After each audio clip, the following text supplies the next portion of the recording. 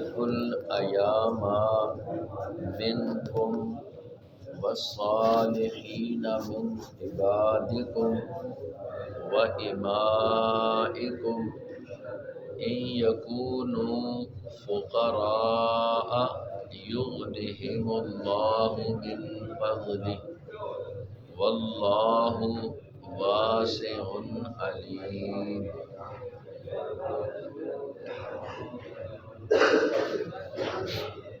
اللہ نے پردے کے احکام بھی بیان فرما دیے، گھروں میں جانے کے لیے قانون بھی بیان کر دیا، جس سے ہر قسم کے شبہات سے بھی انسان کی حفاظت ہے، اور بدکاری کی طرف جو اسباب ہیں ان سے بچاؤ کی وجہ سے برائی سے بھی بچنے کے لیے اللہ نے ایک نظام ہمیں دے دیا۔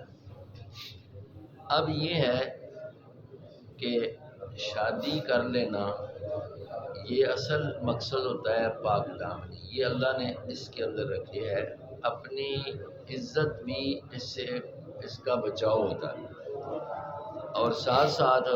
اللہ نے اس سے ایک قانون ایک ضابطہ رکھا ہوا ہے کہ نسل انسانی کا یہ ایک سلسلہ اللہ نے دنیا میں رکھا، اس پر اللہ نے یہ حکم دیا ہے کہ وَأَنكِحُوا الْأَيَامَ، اور نکاح کرواؤ، الایام منکم، ان کو جو تم میں سے بے نکاح ہیں۔ اس سے مراد وہ آزاد،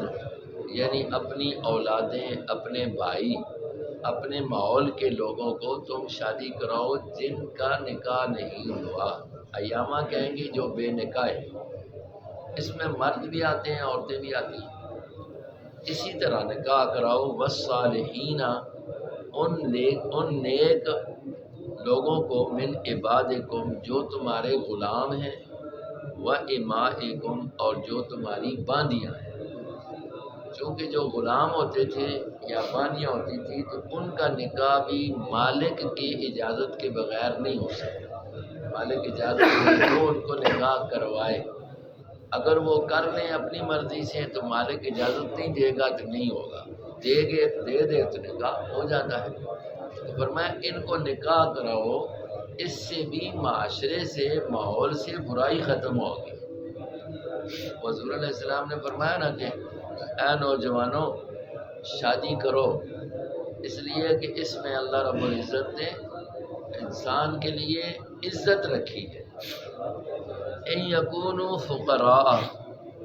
فرمایا اگر ہوں وہ فقراء، فقیر، یعنی مال و دولت نہ ہو جن کو تم نے کہا گیا کہ شادی کراؤ، تو یغنہم اللہ من فضلہ، اللہ ان کو غنی کر دے گا اپنے فضل سے۔ بس یہ چیز کہ غنا نہیں ہے تو یہ نکاح کے لیے مانع نہیں ہونی چاہیے، بلکہ یہ تو اللہ کی مشیت پر ہے، تو اللہ چاہے گا تو اپنا فضل عطا کر دے گا، تم انہیں شادی کراؤ، اور اس سے جو برائی ختم ہوگی تو اللہ کا فضل بھی تو آئے گا پھر۔ واللہ واسع علیم، اور اللہ بڑی وسعت والے، علیم اور جاننے والے۔ اس لیے حدیث میں آتا ہے اسی آیت کے تحت کہ بعض اوقات یہ ہوتا ہے کہ انسان کے پاس حالات ذہنی ٹھیک نہیں ہوتے،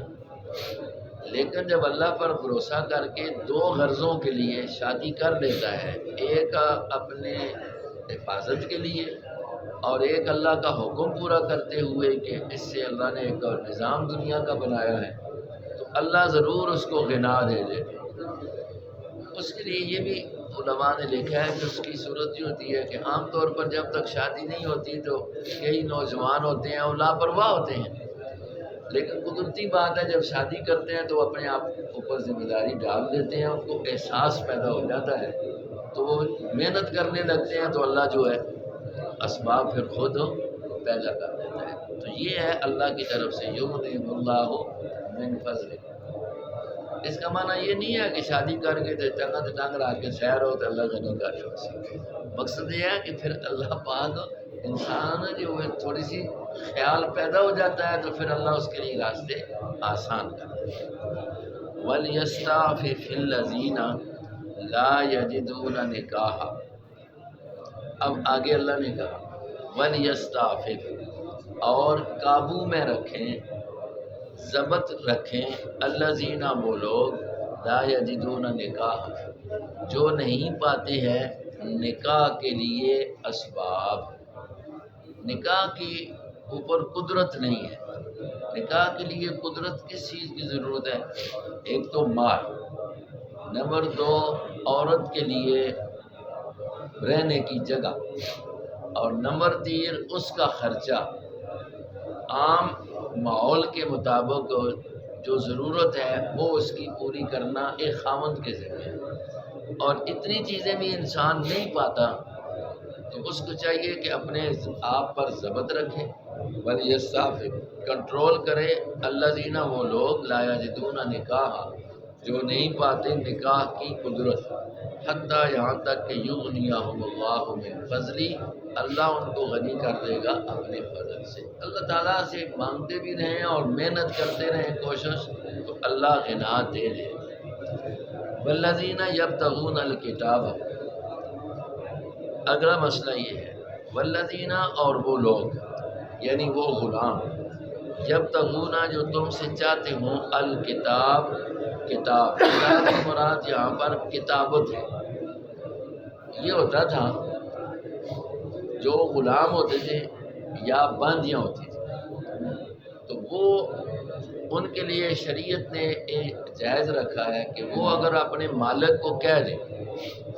یا مالک ان کو کہہ دے کہ تم اتنے مجھے رقم دے دو تو میں تمہیں آزاد کر دوں،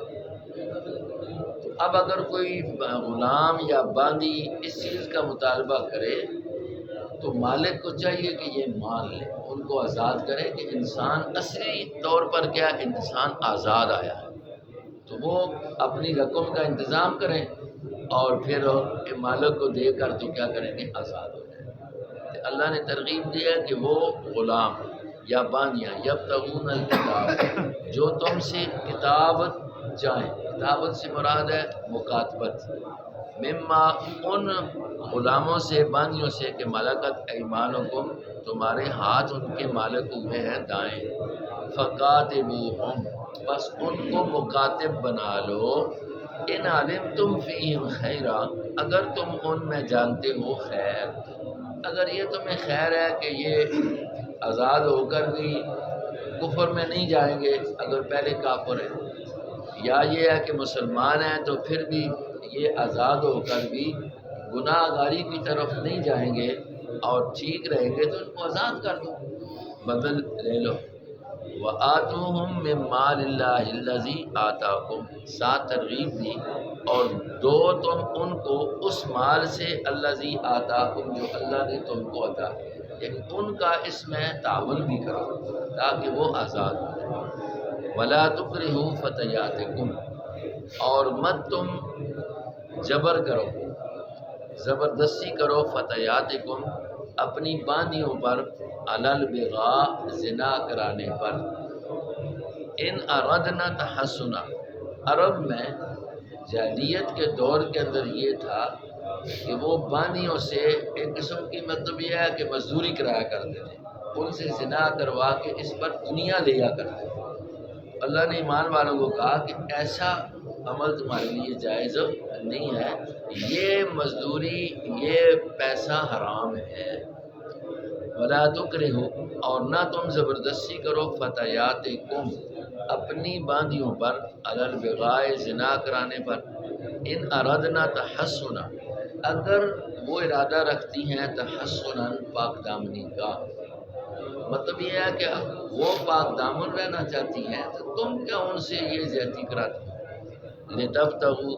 تاکہ تم تلاش کرو یا لے لو، عرض الحیات دنیا، دنیا کا سامان، دنیا مال، ومن یکرہن، اب اگلی بات ہے، ومن، اور وہ شخص جس نے ان پر زبر کیا، زبردستی کوئی غلام باندیوں سے اس طرح کا زنا کرواتا ہے، بس جان لو فإن اللہ، بس بے شک اللہ، من بعد اکراہہن، بعد اس کے کہ ان پر جبر ہوا، غفور الرحیم بخشنے والا مہربان ہے۔ یعنی ان سے جبرن کراؤ گے تو گناہ تو جبر کرنے والے پر ہے، جن پر جبر ہوا ان کو اللہ معاف کر دے گا اگر وہ ساتھ ساتھ اس پر نادم ہو۔ وَلَقَدْ أَنزَلْنَا إِلَيْكُمْ آيَاتٍ مُبَيِّنَاتٍ۔ اب اللہ کہتے ہیں یہ اس آگے دو مرتبہ اور بھی آئی، انزلنا الیکم، ہم نے نازل کیے تمہاری طرف آیات، آیتیں مراد ہے احکام، مبینات واضح، یا کھول کے اللہ پاک کہتے ہیں ہم نے حکم بیان کر دی ہے، وہ مثلاً اور بیان کیے ہم نے مثلاً مثالیں یا حالات، من الذین ان لوگوں کے خلو من قبلکم جو گزر گئے تم سے پہلے لوگوں کے حالات بھی اللہ نے ہمیں بتا دیے قرآن کی کئی جگہوں پر کہ ماننے والوں کا کیا اثر ہے اور نہ ماننے والوں کا، عبرت کے لیے یہ اللہ بیان کرتے ہیں، وموعظۃ اور یہ نصیحت للمتقین واسطے ڈرنے والوں۔ قرآن سارا اللہ کی طرف سے نصیحت نامہ ہے، لیکن نصیحت کن کو ملتی ہے؟ جو اللہ سے خوف رکھتے ہیں، ڈرتے ہیں۔ وَأَنكِحُوا الْأَيَامَ اور